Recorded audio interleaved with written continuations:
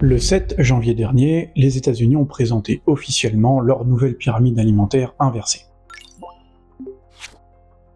Alors ça fait le buzz partout sur les réseaux. Au premier regard, l'image elle est soignée, le slogan qui l'accompagne est efficace, mais en santé publique, il faut se méfier des apparences. J'ai visionné beaucoup de commentaires et de vidéos, personne n'a compris ce que je vais t'expliquer maintenant. Ce visuel, il opère une distorsion majeure. Il place en position dominante la viande, les graisses animales et les produits animaux en général pour servir des intérêts économiques évidents. Mais il passe délibérément sous silence la réalité toxicologique de ces produits. Et le plus frappant, c'est la trahison envers leurs propres experts. Le rapport officiel du comité scientifique, il recommande de placer les protéines végétales en priorité pour la santé publique. Je vais le redire d'une autre manière pour être sûr que personne ne passe à côté de cette info. Le rapport scientifique est clair, les protéines végétales doivent être la priorité. Mais l'image fait tout l'inverse. Elle organise leur mise à l'écart. Résultat, les légumineuses se retrouvent marginalisées, littéralement écrasées, tu vas voir, par le poids des lobbies. Alors reste avec moi, tu vas tout comprendre. Aujourd'hui, mon but, ce n'est pas de te donner mon opinion, mais de t'éclairer. On va déconstruire le marketing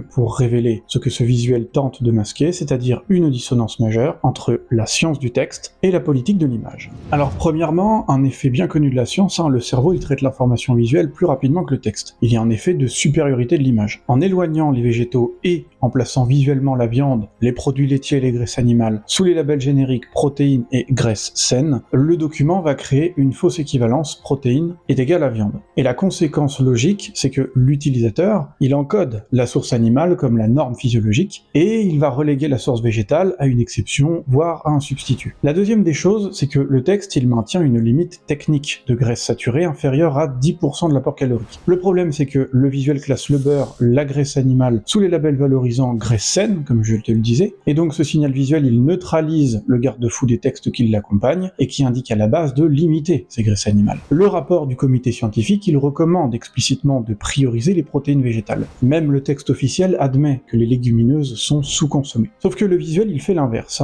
il marginalise ces options au profit des produits issus des animaux. La science, elle prescrit donc une transition vers le végétal, mais l'image, elle ancre le statu quo carné. Regarde, les légumineuses, elles sont reléguées loin du label protéines et isolées dans légumes. Et ça empêche le public de les identifier comme l'alternative principale et comme source de protéines. C'est une trahison visuelle des recommandations du comité d'experts.